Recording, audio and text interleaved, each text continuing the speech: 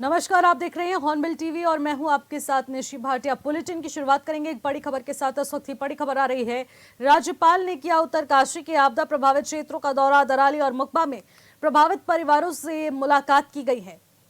राज्यपाल गुरमीत सिंह ने हर संभव मदद का भरोसा दिलाया। राहत सुरक्षा कार्यों का जायजा भी लिया गया है। प्रशासन और सुरक्षा एजेंसियों से तमाम प्रगति की रिपोर्ट प्राप्त की है। आपदा प्रभावितों के पुनर्वास के लिए ठोस कार्य योजना बनाने के भी निर्देश दे दिए गए हैं। बड़ी जानकारी है इस वक्त। बता दें, आपदा प्रभावितों के लिए एक ठोस कार्य योजना तैयार की जा रही है। इसके निर्देश राज्यपाल के द्वारा दे दिए गए हैं और इसी के चलते अब आपदा पीड़ितों के लिए हर संभव मदद का भरोसा सरकार दे रही है। बड़ी जानकारी है इस वक्त ही। आपदा पीड़ितों के लिए शरण की तमाम व्यवस्था। इसी खबर पर ज्यादा जानकारी के साथ योगेश आर्य हमारे संवाददाता सीधे हमारे साथ फोनलाइन के जरिए जुड़ रहे हैं। योगेश, देखने को मिल रहा है कि आपदा ग्रस्त क्षेत्रों में किस तरीके से राज्यपाल पहुंचते हैं, तमाम स्थिति का जायजा लेते हैं।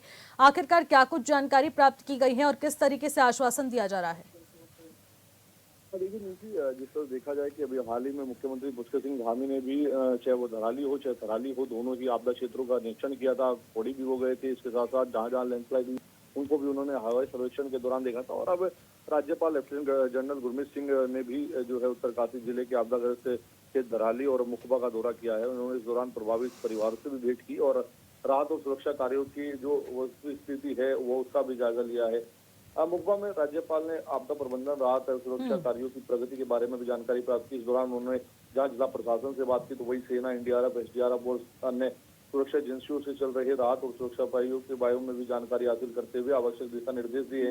इसके साथ ही उन्होंने मुकबा और धराली में आए जो लैंडस्लाइड हुआ था, इसके साथ साथ वहां पर जिस तरह से बादल फटने के दौरान वहां पर जो समस्याएं आई, त्रासदी आई, उसके बाद जो परिवार थे उनसे, जो प्रभावित परिवार थे उनसे मुलाकात कर हर संभव सहयोग और सहायता का भरोसा दिलाया है। उन्हें ढांढस बांधा है कि सरकार और जो है प्रदेश, चाहे प्रदेश की सरकार हो, केंद्र सरकार हो, और हर तरीके से आपके साथ है। संभव जो प्रयास है वो किया जाएगा आपके लिए। उन्होंने संकट की इस घड़ी में राज्य सरकार और प्रशासन की मजबूती से खड़ा है ये भी कहा। उसके अलावा उन्होंने राज्यपाल ने जो अधिकारियों को निर्देश दिए उसमें कहा कि आपदा परिवार को जो सहायता है, पुनर्वास हेतु ठोस और दीर्घकालिक कार्य योजना तैयार करनी है और ताकि प्रभावित लोग शीघ्र से ही सामान्य जीवन में लौट सकें, इसके लिए हमें काम करना है। उस तरह के निर्देश जो है उन्होंने उनको दिए हैं। और देखा जाए तो ऋषि, क्योंकि एनडीआरएफ है, एनडीआरएफ के बाद एसडीआरएफ, सेना, प्रशासन, तमाम एजेंसियां जो है वहां पर समन्वय बनाकर जो है काम कर रही है, तो उनकी सराहनीय भी की है। उनकी निष्ठा परिश्रम को भी जो है उन्होंने जो है सराहा है ताकि जो है उनका भी हौसला अफजाई हो सके। जी बिल्कुल योगेश, और आपदा पीड़ितों से खास मुलाकात करते हुए तमाम जानकारी को जुटाया गया, लेकिन दूसरी तरफ देखने को मिल रहा है कि मौसम बिल्कुल भी सहयोग नहीं कर रहा है, जिसके चलते कहा जा रहा है कि कार्य योजना में सफलता प्राप्त नहीं हो पा रही है और जो हमारी तमाम रेस्क्यू टीम्स हैं वो पूरी तरह से वहां पर कार्य नहीं कर पा रही हैं। आखिरकार मौसम विभाग का पूर्वानुमान क्या कुछ कहता है, किस प्रकार का मौसम इस वक्त बना रहेगा और किस तरीके से राहत बचाव कार्य वहां पर किया जा पाएगा? देखिए बिल्कुल, जिस तरह से देखा जाए कि मौसम साथ नहीं दे रहा है और पहाड़ों में लगातार मौसम जो है बदल रहा है, बारिश होने के कारण जो है मलबा आ जा रहा है। इसके साथ साथ जो है कई जो नाले, खाले, नदियां हैं, गधेरे हैं, वह भी बारिश होने के बाद उफान पर देखने को मिलते हैं और इस बीच बड़ी चुनौतियां रहती है। रास्ता भी ठीक नहीं है, रास्ते को बनाने का भी प्रयास जो है लगातार किया जा रहा है, वैली पुल बनाए जा रहे हैं, तो निश्चित तौर पर बड़ी चुनौतियां जो है वो टीम के सामने है, बिहारों की टीम के सामने है। और ऐसे में राहत बचाव कार्य भी करना है, लोगों तक खाद्य सामग्री भी पहुंचानी है, रात कैंप में जो लोग हैं उनकी भी देखभाल करनी है। इसके साथ साथ किस तरह से वहाँ की स्थिति को सुधारा जा सके, वहाँ जो जांच टीम है वो जांच कर रही है, केंद्र से भी जांच टीम आ गई है, वह भी इस पूरे क्षेत्र का मुआयना कर रही है। तो निश्चित तौर पर ये देखा जाए तो कोई भी चीजें आसानी नहीं है, क्योंकि बहुत चुनौतियां हैं। इन चुनौतियों के बावजूद सेना की टीम हो, एनडीआरएफ की टीम हो, एसडीआरएफ की टीम हो, जिला प्रशासन हो, तमाम जो टीमें हैं वो लगातार जो है वहां पर जो है तमाम व्यवस्थाओं को दुरुस्त करने में लगी हैं। आपदा प्रभावित क्षेत्रों में जो है लगातार काम किया जा रहा है। इसके साथ साथ प्रभावित परिवारों के लिए भी काम किया जा रहा है। तो निश्चित तौर में ये देखा जाए कि काम किया जा रहा है, लेकिन मौसम साथ नहीं दे रहा है, मौसम पल पल बदल रहा है और 29 अगस्त तक एक बार फिर मौसम विभाग ने एडवाइजरी जारी कर दी है। बिल्कुल योगेश, किस प्रकार का मौसम रहेगा और किस तरीके से रेस्क्यू ऑपरेशन किया जाएगा, ये बिल्कुल आगे बहुत महत्वपूर्ण विषय रहने वाला है, क्योंकि आपदा से जो ग्रसित क्षेत्र हैं वहां पर बहुत ही भयावह हालात इस वक्त देखने को मिल रहे हैं। फिलहाल बहुत बहुत शुक्रिया योगेश तमाम जानकारी के लिए। लगातार आप हमारे साथ बने रहिएगा। और इसी के साथ एक और जानकारी का रुख करेंगे। कांग्रेस का राजभवन कूच आज होने वाला है। कानून व्यवस्था आपदा प्रबंधन को लेकर हल्ला बोल होगा और ये बड़ी जानकारी है। प्रदेश में बिगड़ रही कानून व्यवस्था पर कांग्रेस ने सीधा कटाक्ष कर दिया है और इसी को लेकर आज बड़े प्रदर्शन की तैयारी में इस वक्त कांग्रेस है। बीजेपी संरक्षण में आपराधिक तत्वों के बढ़ने का आरोप लगाया गया है। महिलाओं की सुरक्षा को लेकर भी सरकार पर सीधा निशाना साधा जा रहा है। बड़ी जानकारी है। पंचायत चुनाव में हिंसा और फायरिंग पर भी बड़े सवाल उठे हैं और इसी को लेकर आज ये बड़ी बता दें कि जंग छिड़ने जा रही है, जिसको लेकर कांग्रेस आज पूरी तरह से बयानबाजी के दौर में है और इसी के चलते पंचायत चुनाव में जो हिंसा हुई है उस पर अब सीधे कटाक्ष पर कांग्रेस आ चुकी है और सरकार को घेरने की तैयारी में आज राजभवन कूच होने जा रहा है। ज्यादा जानकारी के साथ योगेश हमारे संवाददाता लगातार हमारे साथ बने हुए हैं, उनसे ज्यादा जानकारी जुटा लेते हैं। योगेश, कांग्रेस का आज राजभवन कूच होने जा रहा है। कानून व्यवस्था आपदा प्रबंधन को लेकर काफी हल्ला बोल होने वाला है। आखिरकार क्या कुछ संभावनाएं जताई जा रही हैं? किस प्रकार की आक्रोश में इस वक्त कांग्रेस है?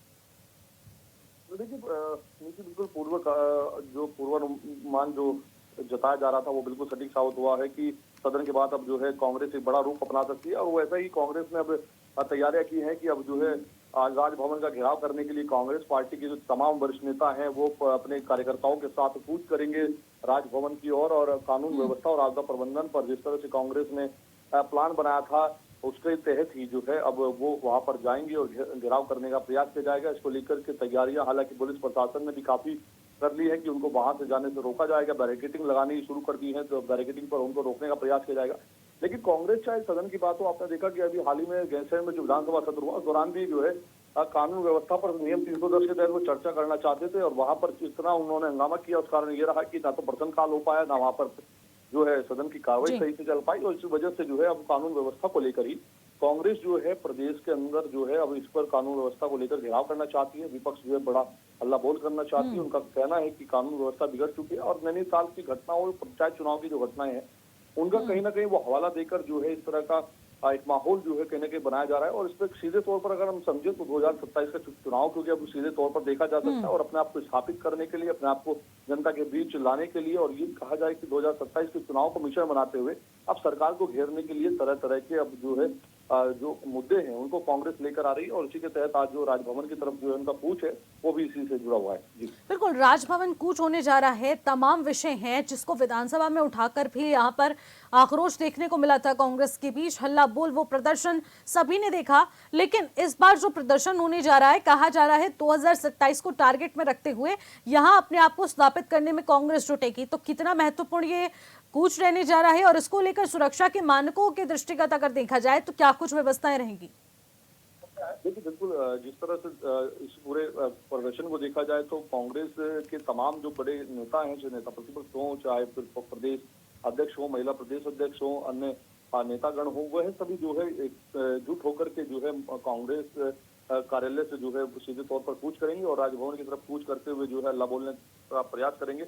और वो सीधे महिला की सुरक्षा को लेकर के सरकार पर निशाना साध रहे हैं। पंचायत चुनाव में हिंसा फायरिंग पर जो है निशाना साध रहे हैं। इसके साथ साथ उनका आरोप जो है पूरे तमाम जो है वो कहीं ना कहीं केंद्र बिंदु है कि जो कानून व्यवस्था है वो चरमरा गई है। नैनीताल में जिस तरह से घटनाक्रम हुआ उसका हवाला लगातार वो देते नजर आ रहे हैं। पंचायत चुनाव में जिस तरह से उन्होंने कहा कि जो है उन कांग्रेस नेताओं के साथ जो है मारपीट हुई है, वहां पर जो है पंचायत अध्यक्षों को जो है ले जाया गया है। तो निश्चित तौर पर इस तरह के आरोप जो है वो लगातार लगा रहे हैं और इसी के तहत वो सदन में भी जो है चर्चा चाहते थे और सदन में चर्चा नहीं हुई, वहां पर हल्ला बोल रखा, वहां पर जो है काफी जो है हंगामा काटा, इसलिए सदन भी नहीं चल पाया। और अब जो है राज्यपाल की और जो है वो राजभवन की तरफ जो है कहीं ना कहीं कूच करेंगे और वहां चाहते हैं कि वो उनका अपने ज्ञापन भी दें और सीधे तौर पर जो है हल्ला बोल करते हुए जो है अपनी बात को रखते हैं और जनता के बीच कहीं ना कहीं स्थापित करना चाहते हैं कि हम जनता के मुद्दों को उठा करके जो है काम कर रहे हैं। और सीधे मकसद अगर देखा जाए तो अब से जो है कांग्रेस पूरी तरह से 2027 के मिशन में जुट चुकी है। तो क्या आने वाले वक्त में 2027 का महत्वपूर्ण चुनाव होना है।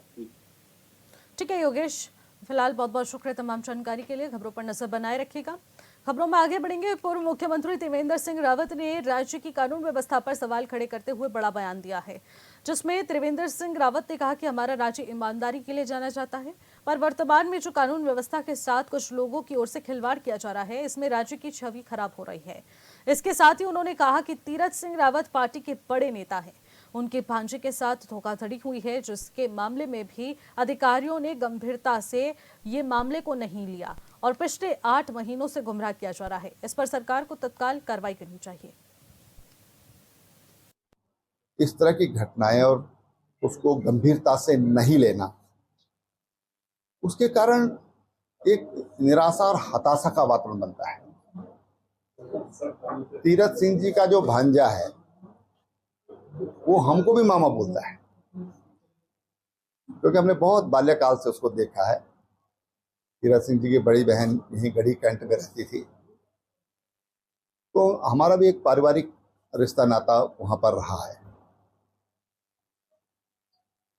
एक पूर्व मुख्यमंत्री जो विधानसभा में विधान परिषद में रहा, विधानसभा में रहा, मंत्री रहा, और उसको इस तरह से नॉन सीरियस वे में लेना बड़ा चिंता का विषय है। ये गहरी जांच का विषय है। मेरे पास वो भी आए थे, कुछ लोग आज और भी आए थे जो इस तरह की पीड़ा से गुजर रहे हैं। मैं माननीय मुख्यमंत्री जी से आपके माध्यम से यही कहना चाहूँगा, इसको बहुत सीरियसली लीजिए, इसको बहुत गंभीरता से लेने की जरूरत है। जिन अधिकारी ने इसमें लापरवाही की है, उन अधिकारियों को आड़े हाथ लेने की जरूरत है। कांग्रेस प्रदेश अध्यक्ष करण माहरा ने कहा है कि पूर्व सीएम की वीडियो सामने आने के बाद ये साफ हो गया है कि पिछले 5 सालों की बीजेपी सरकार में खनन माफियाओं से वसूली हुई है। उन्होंने बताया कि खुलासा खुद पूर्व सीएम ने किया है, जहां हरक सिंह रावत ने 30 करोड़ रुपए वसूले जाने का दावा किया था। वहीं दूसरी ओर पूर्व सीएम ने इसे नकारते हुए कहा कि रकम 30 करोड़ नहीं बल्कि 27 करोड़ है, और उन्होंने कहा कि जो कि चेक से ली गई थी। साथ ही करण माहरा का कहना है कि इस बयान से संकेत मिलता है कि खनन से जुड़ी बड़ी राशि वसूली जा रही थी।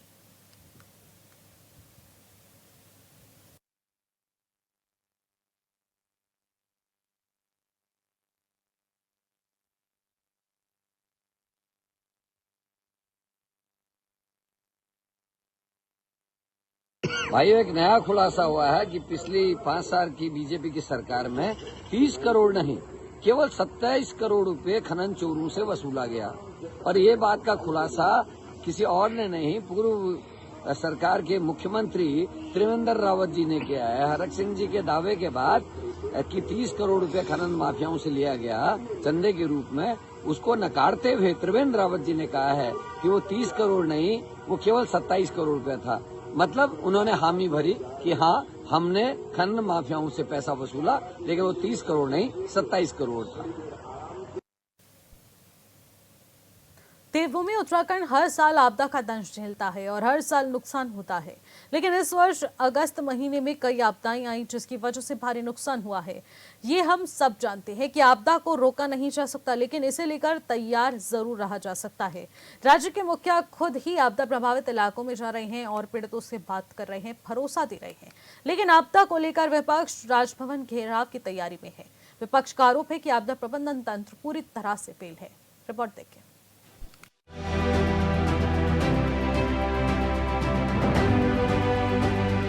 उत्तराखंड में हाल ही के दिनों में अलग अलग जगहों पर आई आपदा ने कई इलाकों में बर्बादी कर दी है।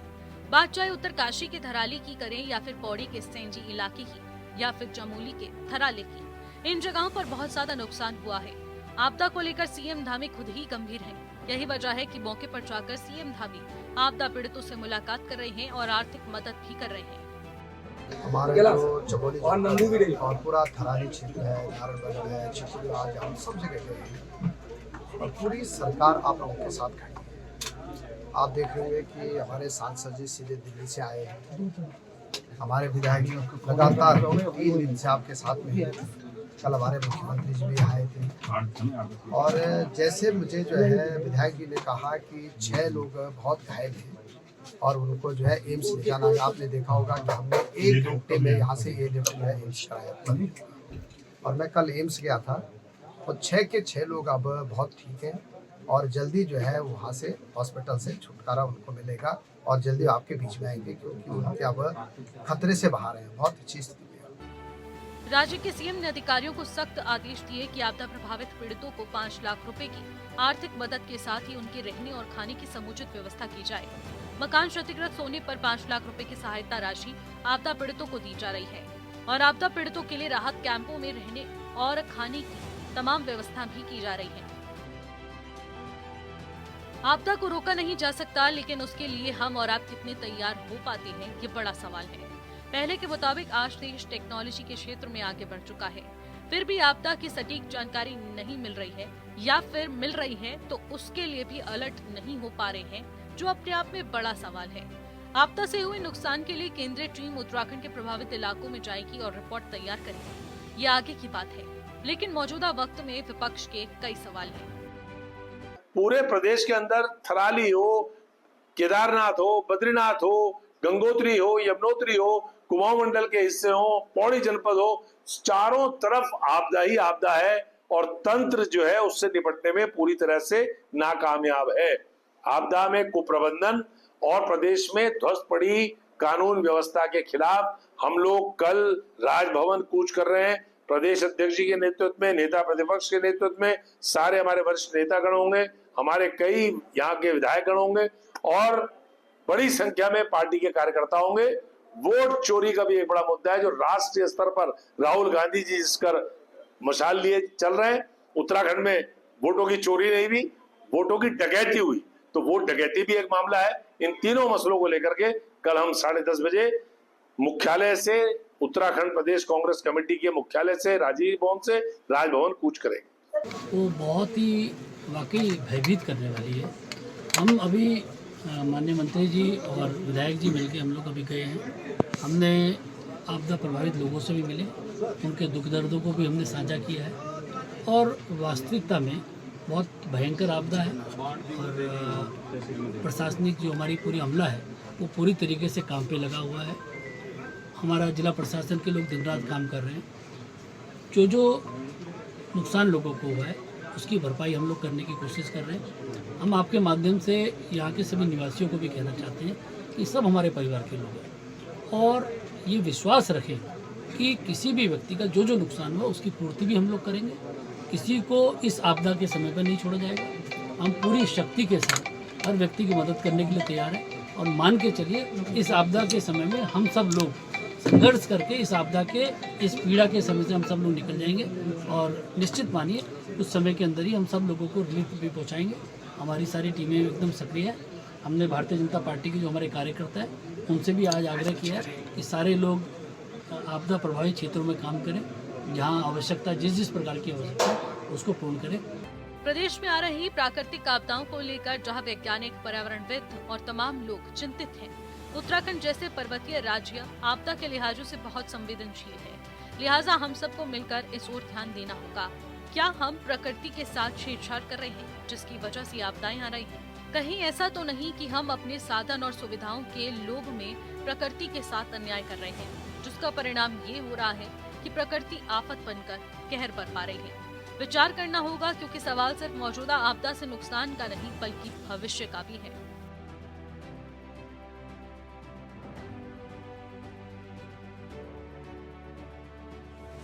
ब्यूरो रिपोर्ट, ऑनबिल टीवी।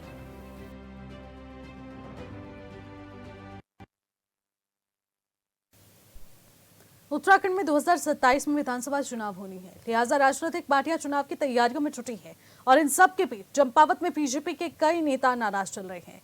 पार्टी नेताओं का कहना है कि अगर नाराजगी दूर नहीं की गई तो चंपावत में पार्टी को नुकसान उठाना पड़ सकता है। रिपोर्ट देखते हैं।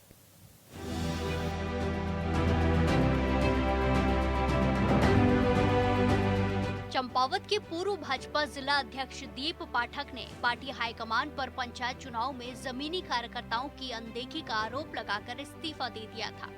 पाठक चंपावत जिले में भाजपा के मजबूत स्तंभ माने जाते हैं। पाठक की नाराजगी के बाद बीजेपी के विधायक अरविंद पांडे भी उन्हें मनाने पहुंचे और अब पूर्व भाजपा प्रदेश अध्यक्ष और डीडीहाट विधायक बिशन सिंह चौफाल और लोहाघाट के पूर्व भाजपा विधायक पूरन सिंह फर्त्याल दीप पाठक के आवास में पहुंचे और उनका समर्थन किया। बिशन सिंह चौफाल ने कहा कि दीप पाठक भारतीय जनता पार्टी के निष्ठावान और अनुशासित कार्यकर्ता रहे हैं। चंपावत में भाजपा के मजबूत स्तंभ है। उन्होंने बूथ अध्यक्ष से लेकर जिला अध्यक्ष तक संगठन की सेवा की है। उनके त्याग पत्र से हर कार्यकर्ता आहत है और मैं उनकी पीड़ा को भली भांति समझता हूँ। अध्यक्ष के साथ खड़े देकर अपना काम निकाल लेते हैं अधिकारियों से, विभागों से। ये पूरे प्रदेश में मुझे देखने को मिल रहा है, केवल यहीं नहीं देख रहा है, हर जगह देखने मिला है। इसलिए कार्यकर्ताओं पर अनदेखा किया जा रहा है, उनकी नाराज़गी है। तो कार्यकर्ताओं को हमने समझाया कि भाई बैठेंगे, आपस में बैठने से समस्या का समाधान हल होता है। हम सब ने भारतीय जनता पार्टी के जो डबल इंजन की सरकार है, केंद्र में भी हमारी सरकार है, प्रदेश में भी हमारी, जिले में भी हमारी सरकार है, जनता के बीच में जाके जनता की समस्याओं का समाधान करना है, उन काम को दूर करना है, जिससे भारतीय जनता पार्टी के कार्यकर्ता जो निराश हो रहे, कार्यकर्ताओं को मनोबल बढ़ा। ये सब हमने कार्यकर्ताओं से आज इस मंच के माध्यम से मैंने कहा कि वे हमने भाई पार्टी की विचारधारा से काम करना है। पार्टी हमारी पहचान पार्टी के नाम से है, विचारधारा से, उसी लाइन से हमको काम करना है। और भारतीय जनता पार्टी को आने वाले लंबे समय से भारतीय जनता पार्टी का हमारे पंचायत से लेकर प्रदेश से जिले और केंद्र तक भारतीय जनता पार्टी की सरकार बनेगी। ये मैंने सारे कार्यकर्ताओं को। विधायक बिशन सिंह चौफाल का कहना है कि दीप पाठक जैसे स्वाभिमानी और समर्पित कार्यकर्ताओं की हमेशा जरूरत महसूस होती है। ऐसे कार्यकर्ता ही संगठन का भविष्य है। चौफाल ने भरोसा दिलाया है कि दीप पाठक की नाराजगी को जल्द ही दूर कर लिया जाएगा। उन्होंने कहा कि भाजपा एक परिवार है और परिवार के भीतर की नाराजगियां संवाद से ही हल की जाएंगी। लोहाघाट से 2 बार विधायक रह चुके पूरन सिंह फर्त्याल ने भी दीप पाठक के समर्थन में आवाज बुलंद की। उन्होंने कहा कि पंचायत चुनाव के दौरान हुए घटनाक्रमों ने जमीनी कार्यकर्ताओं की भावनाओं को आहत किया है और इसे शीर्ष नेतृत्व तक पहुंचाया जाएगा। उन्होंने 2 टूक में कहा कि जिले में व्यक्ति विशेष की मनमानी अधिक समय तक नहीं चलने दी जाएगी। और आज हमारे वरिष्ठ नेता और यूपी के टाइम के विधायक, 6 बार के विधायक रहे, जिनके साथ उत्तराखंड विधानसभा में मुझे भी 12 से 22 तक 2 बार काम करने का मौका, उनसे सीखने का मौका मिला। वो भी आज कार्यकर्ताओं का मनोबल बढ़ाने आपके बीच में आए हैं। और यही एक हमारा उद्देश्य था कि कार्यकर्ताओं की भावना को देखते हुए दीप पाठक जी को अपना इस्तीफे पर पुनर्विचार करना होगा और हम उनकी बात को ऊपर करेंगे और संगठन तक पहुंचाएंगे। और उनकी बात बिल्कुल जायज थी। जनपद चंपावत में जो पंचायत चुनाव में ये खेल हुआ, कुछ लोग भारतीय जनता पार्टी को कमजोर करने के लिए, कांग्रेस से आए हुए लोग, पूंजीपति लोग, तो भारतीय जनता के पार्टी के संगठन में घुसकर और पार्टी के जिले के संगठन के साथ तालमेल कर भारतीय जनता पार्टी के वरिष्ठ नेताओं को पीछे किया, अपने आगे घुसे, धनबल के तौर पे आगे घुसे। उसी की चिंता दीप पाठक ने की थी।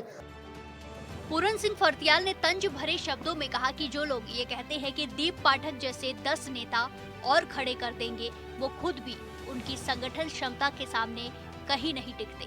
पाठक ने कोरोना काल में सेवा ही संगठन के ध्येय को जीवित रखकर पूरे जिले को एकजुट रखा था। कुल मिलाकर मुख्यमंत्री की विधानसभा चंपावत में भाजपा में चल रही गुटबाजी 2027 में भाजपा की मुश्किलें बढ़ा सकती है।